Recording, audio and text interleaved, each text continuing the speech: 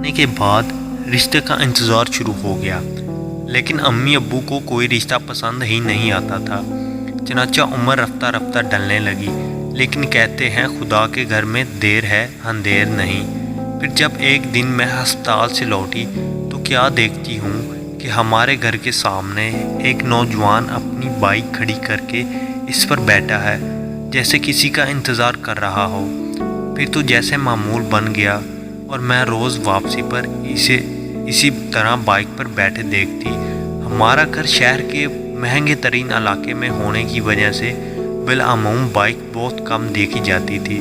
نوجوان غریب لیکن بہت باادب لگ رہا تھا۔ وہ زیادہ تر اپنے سر نیچے کیے ہوئے بیٹھا رہتا، صرف ایک لمحے کے لیے دیکھتا جب میں اس کے پاس سے گزر کر گھر میں داخل ہوتی۔ لیکن وہ ہے کون اور چاہتا کیا ہے؟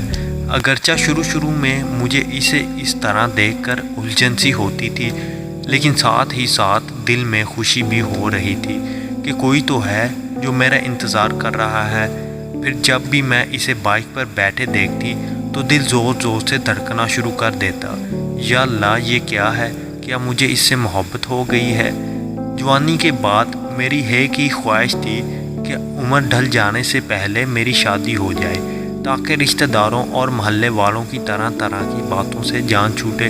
یہ درست ہے کہ نوجوان کی پرانی بائک اس کی غربت کا پتہ دیتی تھی، لیکن کوئی بات نہیں، وہ با اخلاق تو ہے، جیسا کہ معلوم ہوتا ہے۔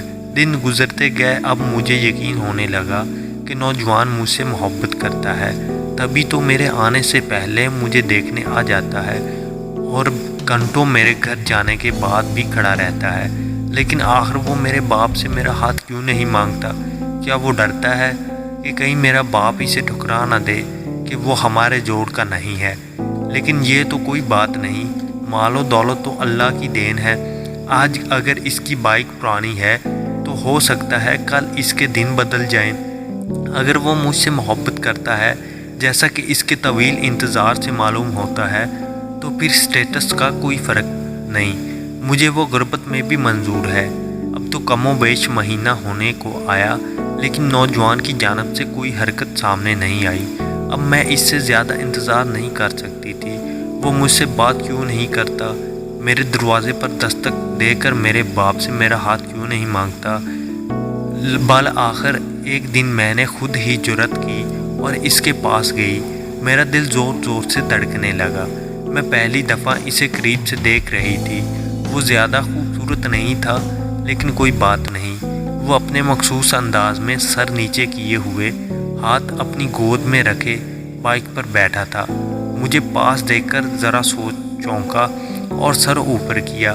میں نے پوچھا کہ آپ ہمارے گھر کے سامنے گھنٹوں کیوں کھڑے رہتے ہو؟ اس نے سادگی سے جواب دیا، باجی اس لیے کہ آپ کے وائی فائی کو پاس ورڈ نہیں لگا ہوا۔